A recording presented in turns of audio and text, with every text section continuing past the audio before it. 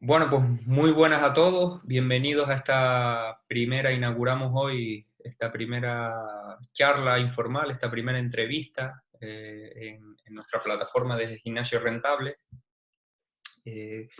Hoy la verdad que empezamos poniendo el listón bastante alto porque, bueno, contamos con uno de los mayores referentes en España, si no el mayor referente en muchos aspectos de gestión deportiva y de gestión de instalaciones deportivas.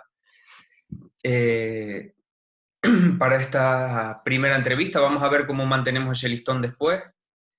Y bueno, se trata de Manel Valcarce, que bueno, Manel, entre otras cosas, pues consultor de gestión deportiva, de tecnología, de gestión de instalaciones deportivas, tiene su propia consultora que es Valgo. También es docente en numerosas universidades, en VIU, en Universidad de Sevilla, Universidad Complutense, ha escrito varios libros, investigador. Buenos días, Manel. Buenos días, René, un placer. Y bueno, pues muchas gracias por la invitación y también por la oportunidad. Creo que en estos momentos quizá el rango o la experiencia pues hay que tenerla en cuenta, pero lo importante quizá también es la necesidad que tenemos también de trasladar información. Por supuesto, información que sea lo más veraz posible y lo más rigurosa. Y para mí, pues bueno, estar contigo, gente joven, emprendedora, con ganas de apoyar al sector, ¿no? Cada uno desde su realidad y sobre todo, pues hacerlo que se respete y que se considere. Yo creo que esto es un poco lo importante, así que gracias a ti. Vale, bueno, pues en esta primera entrevista, en esta primera charla, sobre todo queremos aportar mucho valor a todos aquellos que nos sigan y que vean los vídeos. Estamos en plena crisis sanitaria, entonces no se nos ocurre nada mejor que intentar aportar a todos aquellos emprendedores, gestores, gerentes del sector fitness, eh, pues la máxima información posible para poder eh, tramitar esta crisis, ¿no? Y poder enfrentarse a ella. Entonces hoy nos queríamos centrar en esa serie de órdenes, de decretos, de plan de desescalada, aunque también vamos a tocar otros temas, ¿no? Vamos a ver la situación del sector antes de esta crisis, vamos a ver qué perspectivas tenemos cuando se acabe. Obviamente vamos a tratar el plan de desescalada y vamos a ver las medidas, un poco qué medidas eh, va a haber que tomar en los centros deportivos para poder reanudar la actividad con seguridad, ¿no? Entonces, bueno, queríamos empezar, Manel, hablando un poco del sector antes de la crisis, es decir, el sector deportivo, fitness, instalaciones deportivas. Bueno, a nivel de datos, a nivel de importancia en la economía y a nivel de crecimiento, ¿cómo se planteaba antes de que ocurriera todo esto? Bueno, la verdad es que ya llevamos unos últimos años de un crecimiento, sobre todo desde 2016, que pasó la anterior crisis, ¿no? Y que también tocó en esos momentos, pues bueno, reinventarse y reestructurarse también un poco.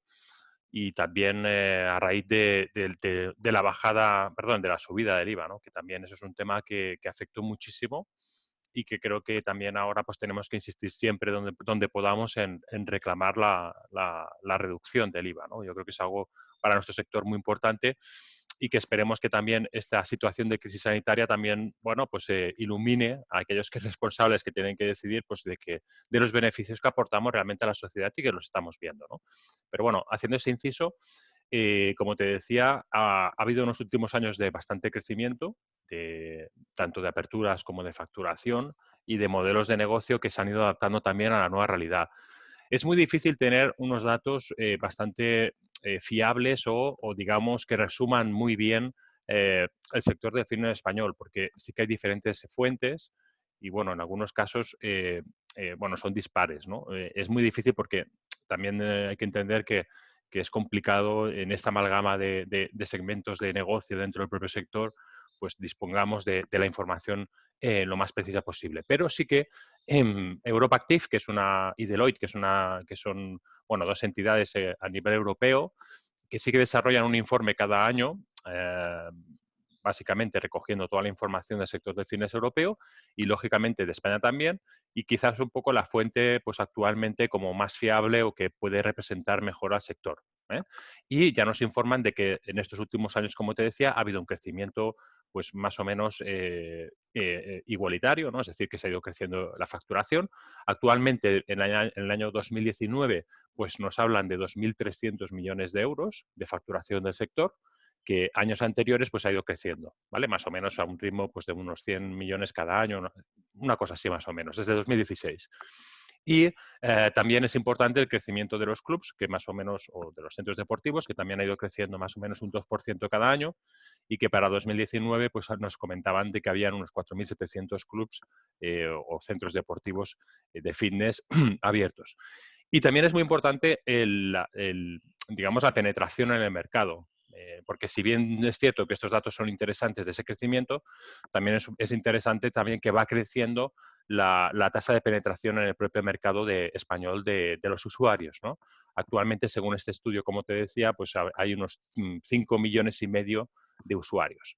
Corresponden a un 11,7% de la población.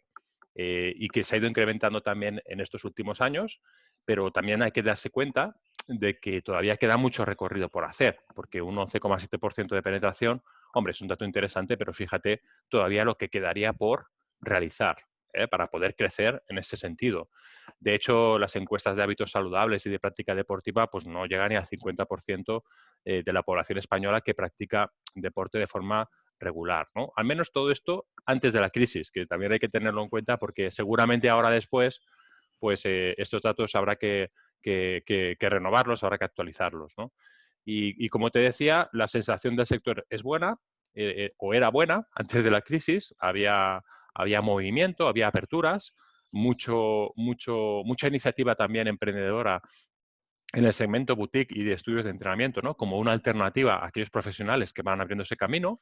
Y por otro lado, en el otro extremo, tendríamos la concentración de los grandes operadores que, como tú sabes, pues bueno, han irrumpido con mucha fuerza estos últimos años también los fondos de inversión. O sea, hoy en día, digamos que, o últimamente, digamos que la única manera de invertir y de financiar ciertos proyectos, pues ya no era tanto los bancos, sino que eran los fondos de inversión que prácticamente los grandes players o operadores de nuestro sector, todos son fondos de inversión. O sea, te pones a analizar las grandes cadenas y todas las cadenas, ya sean concesionales o sean de low cost o incluso de segmentos premium, están intervenidas o están financiadas por fondos de inversión. Bueno, es una forma de financiarse que actualmente pues estaba muy digamos, desarrollada en los sectores económicos, ¿no? Y esta es un poco la radiografía que había. Había expectativas de crecimiento, de desarrollo. Había la iniciativa, como te decía, emprendedora, pues privada, ¿no? Y más bien unipersonal o de empresas pequeñas muy vinculadas al boutique, porque es muy difícil hoy en día abrir un centro grande por los problemas de financiación que te decía. Y por otro lado, pues esos fondos de inversión que estaban inyectando pues financiación para seguir desarrollando pues, las grandes cadenas, las operaciones un poco de compraventa y de apertura de centros. ¿Sí? Y Manel, ¿qué cambia un poco, qué cambio hubo en la sociedad? No sé si a nivel socioeconómico, a nivel actitudinal de los usuarios o a nivel empresarial para que en los últimos 10 años haya habido ese crecimiento tan grande de centros, de hábitos, de marcas, de sistemas de entrenamiento. Al final el consumidor en parte lo demanda, ¿no? ¿Es un cambio por parte del consumidor? ¿Es un cambio por parte de las empresas que han sabido hacerlo mejor? ¿O simplemente cambian nuestras prioridades? ¿Ha subido nuestro nivel socioeconómico? ¿Qué implicó ese crecimiento tan grande del sector? Bueno, a ver, hay varios aspectos, como tú dices. Obviamente, el contexto social y el contexto también en general del concepto de salud y de hábitos saludables y de práctica física, pues ha ido incrementando también a nivel social y a nivel gubernamental digamos, en general. Con lo cual llevamos ya pues alguna década que sí que se ha hecho bastante hincapié en la necesidad de cuidar los hábitos saludables, los hábitos de alimentación, y todo esto en la sociedad también ha repercutido, con lo cual pues el propio ser humano también reconoce de esa importancia de la práctica física y de cuidar su vida y su estado de salud. Fíjate que ahora con la crisis esta del COVID todavía se va a dar más. O sea, ha habido ya estudios que hablan de que los hábitos de las personas van a estar mucho más vinculados a lo que son el cuidado de su salud, a estar más en casa, a protegerse más y a tener más conciencia de esas personas que seguramente van a repercutir en proyectos y en modelos de negocio futuros. Pero bueno, esto que puede pasar ya empezó, ¿no? Hace ya muchos años, pues debido, ya te digo, a campañas y a concienciación social, pues quizá el sobrepeso y el sedentarismo que se estaba dando y que se da en nuestra sociedad, pues ha influido en ello. Por eso, digamos que eso sería un factor. Lógicamente, luego ha habido otros factores, como sí que hemos visto, que es el propio sector que ha sabido cada vez profesionalizarse más, ¿no? La irrupción quizá de los centros low cost allá por el 2012 también democratizó un poco la asistencia a las instalaciones deportivas.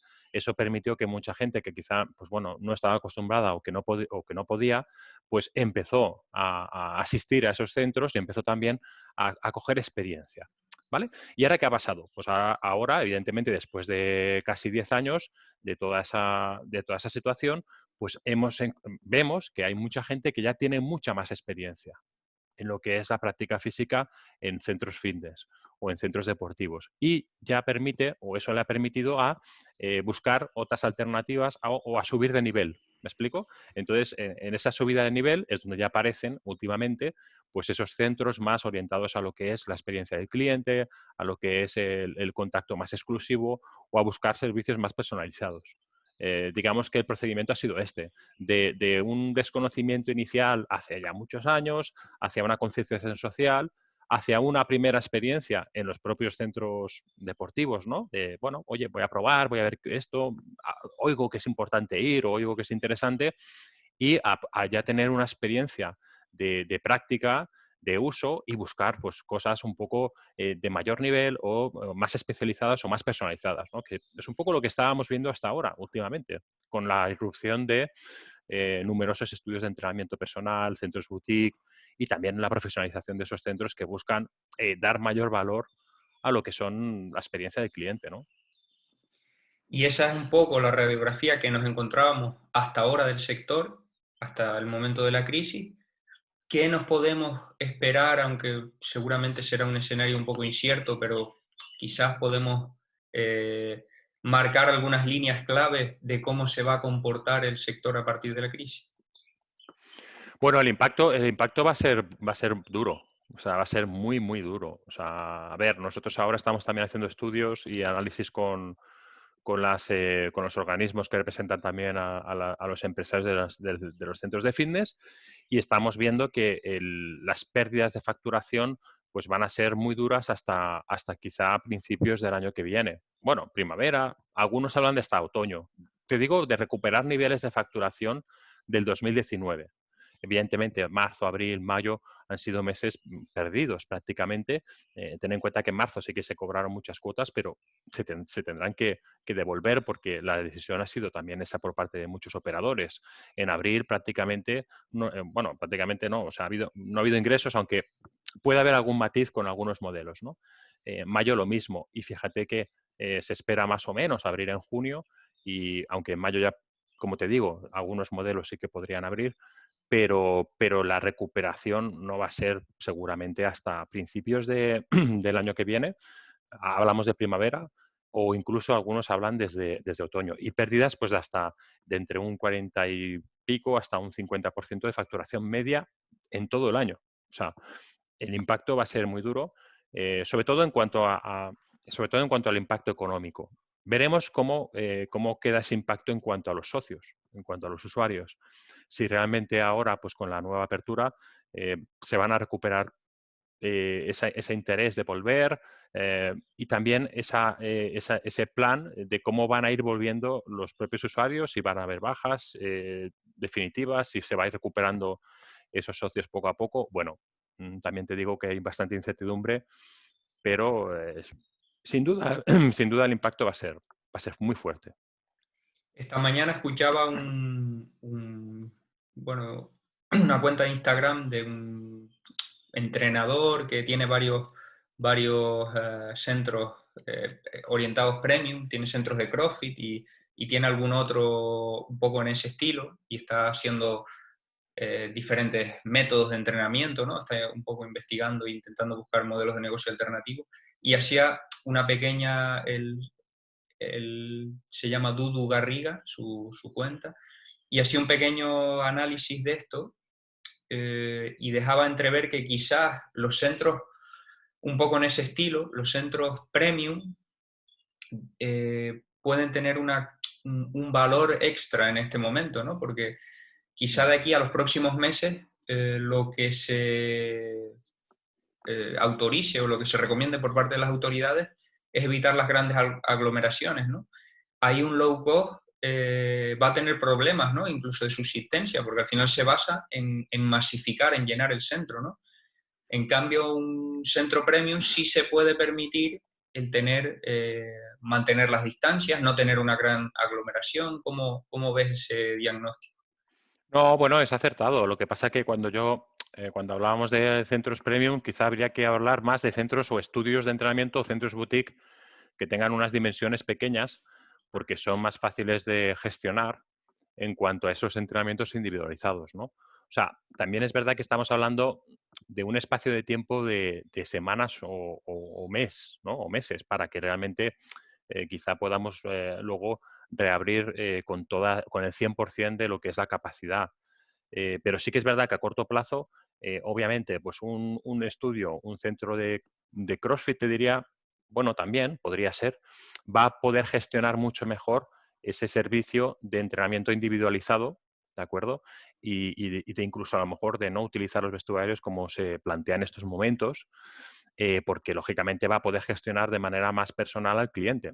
Ten en cuenta que ahora se pueden hacer a partir de la fase 1, en teoría, según el plan de vuelta a la nueva normalidad, sí que se pueden hacer entrenamientos individualizados previa cita, previa cita y sin el uso de vestuarios, con lo cual un entrenador con un cliente sí que podría hacer esos entrenamientos. Entonces, a partir de aquí, claro, nadie tiene 3.000 entrenadores para 3.000 clientes. O sea, eso no se podría hacer. Lógicamente, un estudio boutique o un estudio de entrenamiento personal que tiene pues, varios entrenadores y que puede hacer esos entrenamientos a la vez con un cliente en concreto, pues seguramente lo puede gestionar mejor que quizá pues, un centro muy grande o un centro low cost o un centro concesional, un centro deportivo municipal, pues que los va a tener más difícil. ¿Qué tendrán que hacer estos centros? Pues lo que tendrán que hacer es optimizar muy bien sus espacios y tendrán que también no solo optimizar los espacios, sino también los horarios y, por supuesto, pues utilizar ciertas alternativas que también permitan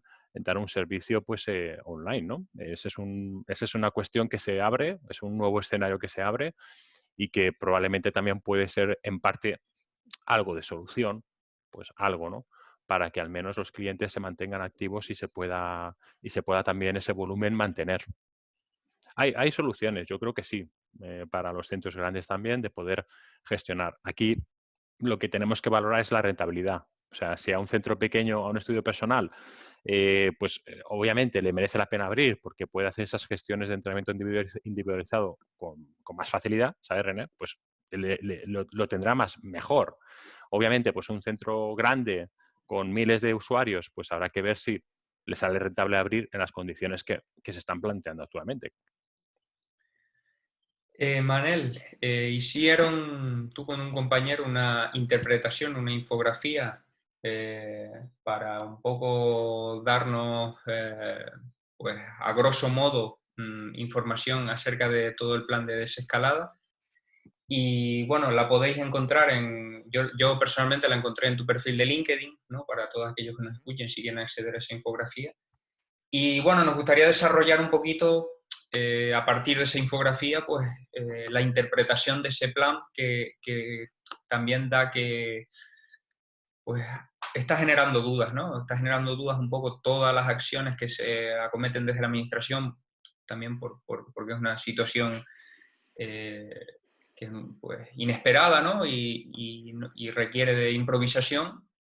Entonces, bueno, si nos podías hacer esa pequeña interpretación del plan de desescalada, de las diferentes fases, de qué tipos de centros pueden ir abriendo o prestando servicio a medida que vayan pasando las fases y las semanas? Sí, claro, René. A ver, ten en cuenta que el sector deportivo en España es muy amplio. O sea, el sector deportivo es muy amplio. Existe pues lo que es el deporte profesional, el deporte federado, el deporte no profesional, no federado. Existe también pues los centros deportivos y demás, ¿no? Entonces, además, este plan de vuelta a la normalidad, pues lo firmó y lo realizó el Consejo de Ministros vía Ministerio de Sanidad, con lo cual, bueno, ahí podríamos también tener ciertas interpretaciones. La cuestión, o sea, lo importante es que sí que está muy bien definido lo que es el plan. O sea, el plan del Consejo de Ministros, que especifica las 4 fases, está muy claro. Ahí sí que dice muy bien qué es lo que se haría en cada fase.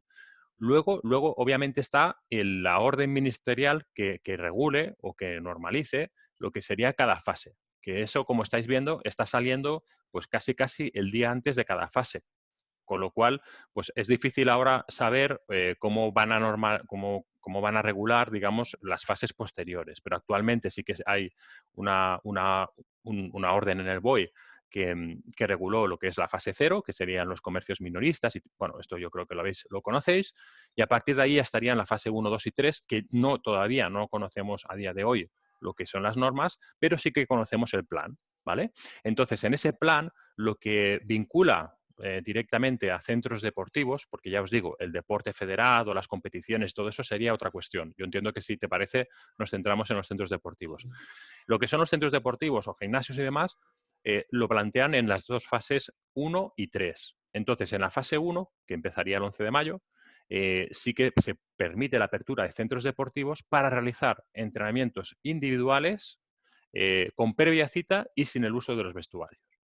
O sea, a partir del día 11 de mayo, aquellos centros deportivos que quisieran, y en principio no habría dimensiones, sí que podrían realizar entrenamientos individuales, monitor o técnico y cliente, eh, bueno, con previa cita y sin uso de vestuarios. Esto es un poco lo que el plan. Ese es el plan.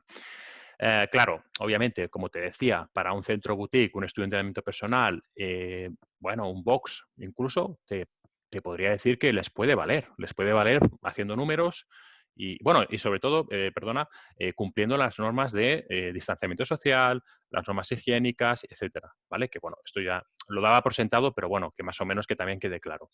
Entonces, para esos centros pequeños que puedan gestionar esa situación, pues lo veo bien y creo que podrían abrir y, bueno, pues empezar un poco esa recuperación.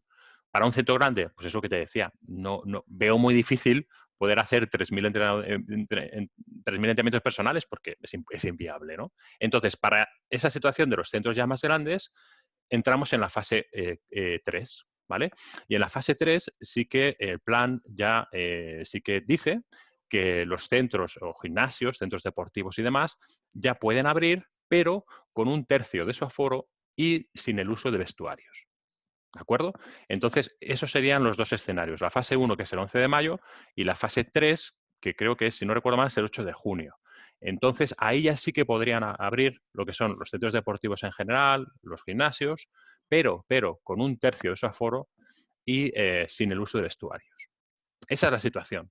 Y cuando hablamos de 1/3 del aforo, yo creo que sí que es verdad que es un poco, no sé, no creo que sea la mejor opción, pero bueno, aquí ya es una interpretación personal, porque en las instalaciones deportivas, más que aforo, yo hablaría de distanciamiento social. Me explico, porque, a ver, el aforo de una sala de actividades dirigidas de 100 metros, pues el aforo puede ser muy grande, no sé si me explico. Entonces, yo hablaría más de mantener el distanciamiento social, que se recomienda para una sala de actividades dirigidas de unos 2 metros, ¿vale?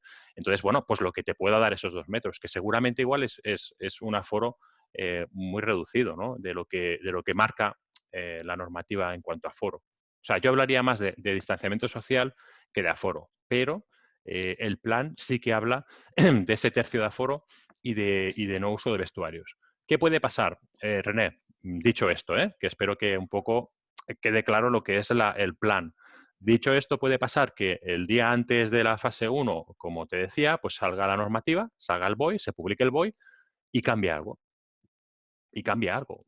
Pueda decir pues que ahora, en vez de 30% en las terrazas, si recuerdas, pues ahora un 50%. Bueno, pues, o sea, que puede haber alguna modificación. O que te especifique mucho más concreto las medidas de seguridad, de higiene y desinfección. Bueno, pues perfecto. O que te obligue a llevar mascarilla, no lo sé. Pero digamos que hoy por hoy, a día de hoy, fase 1 sería esa situación y fase 3 sería la otra. A esperas de la orden ministerial, de la orden concreta que lo regule. Que eso, como os digo, pues tal y como están las cosas, estamos viendo que lo sacan el día antes. Sí, lo hemos visto en la hostelería, ¿no? Como comentas, que en principio se hablaba de un 30% de la terraza, finalmente cuando salió la orden cambió, ¿no? Entonces, que estamos pues, sujetos a esos cambios hasta el día anterior. Y bueno, lo que podemos hacernos es un poco la idea, que es la que tú nos comentas, ¿no? O sea, esa es la idea y, por supuesto, el sector de los centros deportivos, como siempre, ha salido muy perjudicado porque yo creo que nos ha limitado mucho. Ten en cuenta que un centro deportivo, un gimnasio, ya cumple una serie de normas, siempre las ha cumplido porque así les obliga la ley de seguridad, de mantenimiento, de limpieza. Obviamente hay que reforzar mucho los protocolos, hay que revisar muy bien el plan de prevención de riesgos laborales para los empleados, habrá que incrementar todas esas situaciones, pero hombre, hay cosas un poco extrañas, ¿no? O sea, un tercio de aforo, como te digo, es muy complicado para que sea un negocio rentable. El no uso de vestuarios, pues tú mismo, ¿no? No uso de vestuarios, pues bueno, lo veo muy complicado, pero ya te digo, o sea, es verdad que se podría hacer de otra manera y, por supuesto, creo que los gimnasios estamos muy concienciados y somos muy profesionales para poder llevar a cabo todo lo que sea necesario. Pero bueno, esperemos que de aquí a que salgan las órdenes, pues piensen un poco mejor o realmente pues entiendan que las cosas se pueden hacer de otra manera. Sí, con respecto al aforo pueden pasar dos casos opuestos, ¿no? Por un lado, lo que tú comentas, que realmente no permita al centro llegar a los números que necesita para ser rentable y para poder abrir. Y por otro lado, si te pongo el caso de nuestro centro, nuestras clases son normalmente, en condiciones normales, de 10 personas y tenemos un espacio para 2 personas más para que entren por libre, ¿no? Un centro Mm, premium en este caso. Y nuestro aforo realmente, por las dimensiones que tiene el centro, es de 49 personas. claro. Entonces, nosotros realmente podemos albergar el 100% de nuestro aforo normal, ¿no? De nuestro funcionamiento idóneo, con el centro a tope, que no se respetarían las distancias sociales y realmente sería peligroso, sería con el 30% del aforo real, ¿no? Del aforo legal. Por eso te digo que en función o sea, del aforo que especifique, digamos, bueno, pues la normativa o lo que sería la reglamentación local, ¿no? De tu espacio, pues yo por eso hablo más o entendería más, pero digamos por responsabilidad, ¿eh? Como gestores y como directores o como dueños de la instalación, yo hablaría más de respetar el distanciamiento social. Yo hablaría más de eso, porque es lo que dices tú. Hombre, por aforo en mi espacio me caben más. Bueno, pues tú lo que tienes que intentar, o sea, si ya cumpliendo bien ese tercio, pues perfecto, pero sobre todo permitir que haya ese distanciamiento social y ese distanciamiento que marca pues un poco la normativa de sanidad para evitar bueno, pues la posible diseminación de lo que sería el virus, ¿no? Pero bueno, eso lo puedes hacer en teoría a partir de la fase 3. En teoría, a partir de la fase 1, que es el 11 de mayo, lo que lo que podrías hacer es entrenamientos individuales, con previa cita.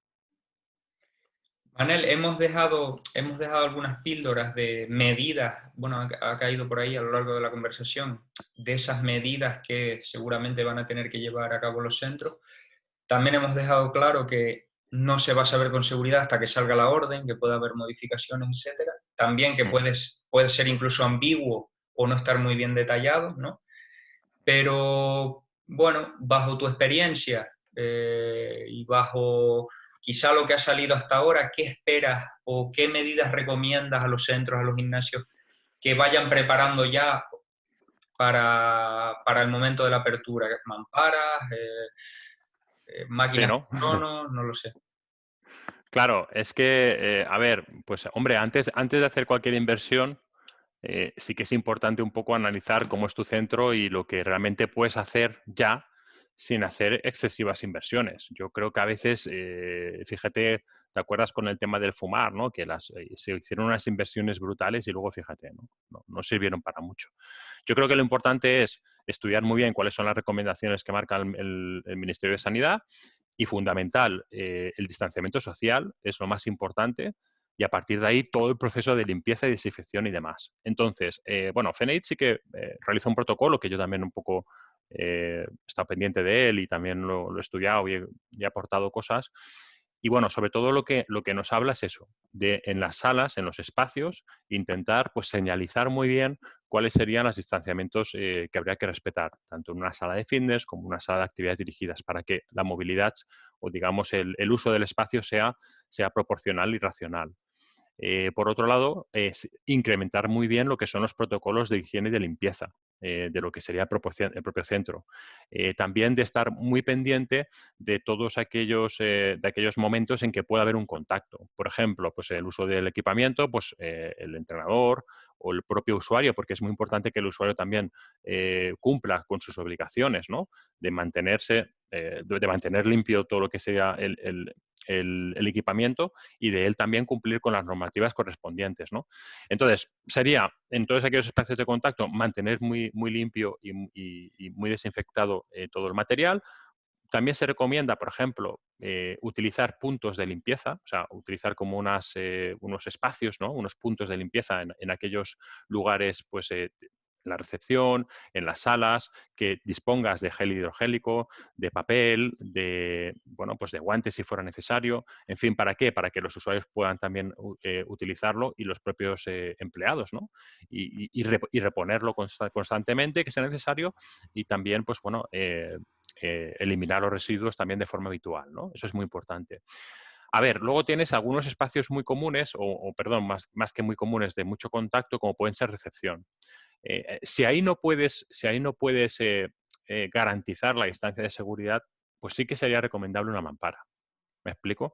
Ahí sí que sería pues, recomendable una mampara para que se pueda proteger al menos de esa distancia que a lo mejor no se puede cumplir tan estrictamente. ¿Por qué? Porque, bueno, pues tienes que a lo mejor dar algo o tienes que estar pendiente o tienes un contacto un poco más directo con el usuario. Y muy importante también, pues señalizar muy bien lo que es la instalación, señalizarla para comunicar qué es lo que tiene que hacer también el usuario, recordarle que tiene que lavarse las manos, que tiene que desinfectar el material, etcétera. A ver, básicamente, como te decía René, pues bueno, estas son un poco las medidas un poco más importantes y más genéricas en cuanto a lo que es la limpieza y la higiene. Que luego tú quieres, oye, pues añadir una máquina no sé qué, o mira, pues voy a poner más mamparas, bueno, pues eso ya serían cuestiones que, a ver, hoy en día no están obligadas, pero que si tú consideras que van a garantizar mejor la seguridad de tus clientes, pues las puedes hacer, ¿sabes? En cuanto al personal, pues bueno, aquí ya se hablan también de disponer de EPIs, en el caso que fuera necesario, el tema, lógicamente, del protocolo que tienen que seguir, que estén muy informados de cómo tienen que hacerlo, de cómo tienen que seguirlo. En fin, luego también habría ese trabajo con el propio empleado, ¿no? Y para finalizar y no alargarme mucho, yo creo que lo más importante también ahora es comunicar muy bien. O sea, que comuniques muy bien qué es lo que estás haciendo en tu centro, que la gente vea todo lo que estás implementando antes de abrir, ¿eh? Antes de abrir, que lo vean, que vean también cómo lo estás gestionando, cómo estás marcando las distancias, cómo estás implementando esos puntos de limpieza y también muy importante para el usuario que le traslades y le garantices esa seguridad, ¿no? Porque ahora lo más importante es trasladar confianza. Si tú trasladas confianza, el usuario, y encima se la trasladas, pero lo estás demostrando, el usuario entiendo que va a tener mucha más tranquilidad, ¿no? A la hora de asistir a tu instalación. Y Manel, algo que venía ya tocando la puerta de los gestores de instalaciones deportivas, de los propietarios, no solo en este sector, en todo, pero quizás no, muchos todavía se negaban a verlo, que era la importancia de la digitalización y la importancia de las herramientas tecnológicas en la gestión. Ahora parece, con esta crisis, más necesario que nunca, ¿no? Por un lado, como fuente de ingresos extra, se ha visto que muchos han ofertado clases online, entrenamientos personales online. Por otro lado, como tú comentas, pues la comunicación es básica para transmitir confianza, para que vuelvan al centro. Al final, si no tienes esa comunidad digital previa, es complicado llegar a ellos, ¿no? Y transmitirles, pues, que las normas que van a tener que cumplir cuando vengan al centro, la seguridad que has implementado para que ellos tengan la confianza de acudir. Por otro lado, también las herramientas tecnológicas que nos ayudan mucho, por ejemplo, a evitar los cobros en el centro, con lo cual se evita un contacto, ¿no? Si tienes una Ujú, pasarela de pago online, evitas el contacto con el cliente, al final evitas una posibilidad de contagio. Y en la gestión de reservas, que va a ser básica también en muchos aspectos, ¿no?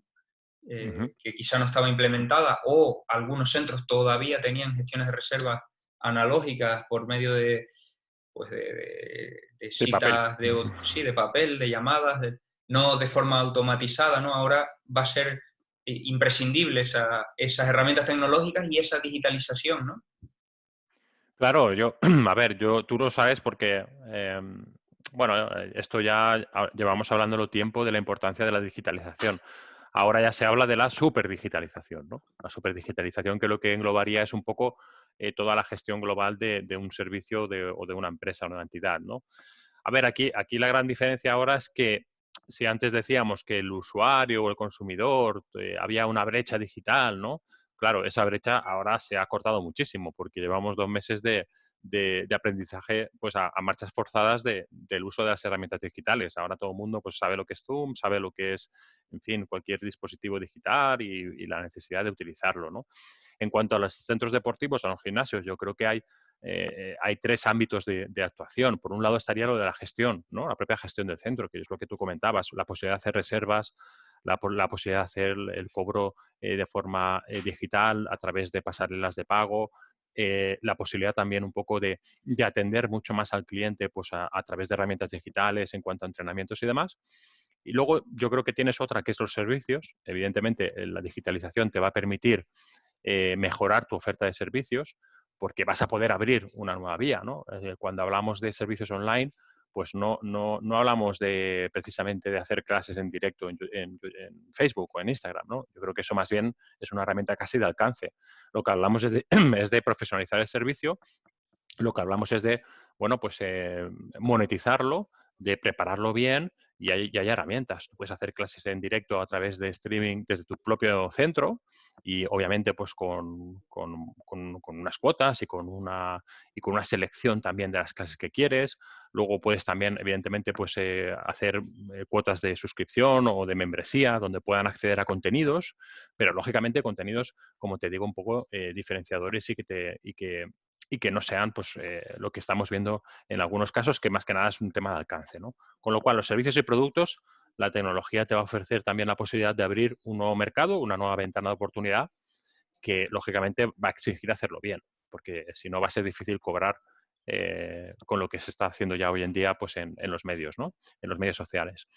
Y por último, yo creo que lo importante es la comunicación, lo que te permite a nivel de marketing. O sea, te permite una omnicanalidad, te permite que tú puedas estar conectado con tu cliente, pues tanto en redes como en la web, como en aplicaciones móviles y en todos los dispositivos. Con lo cual, pues bueno, yo creo que los beneficios de la tecnología y la digitalización son, como hemos visto, en esos 3 ámbitos.